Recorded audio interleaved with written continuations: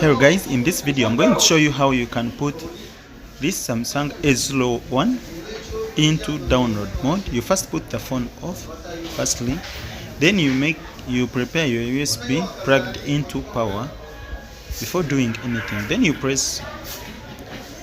in the USB power button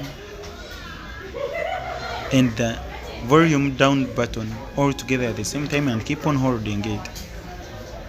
If it doesn't respond, that means you're forcing it to go on. Like if it fails to go on, that's what you do.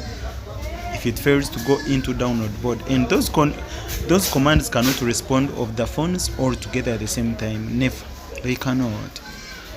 So if you see the screen popping up, that means it has refused. So what you do if it refuses, like here you see it's on, you again put the phone off.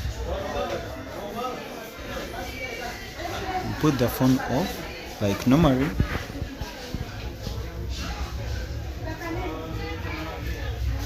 You power button.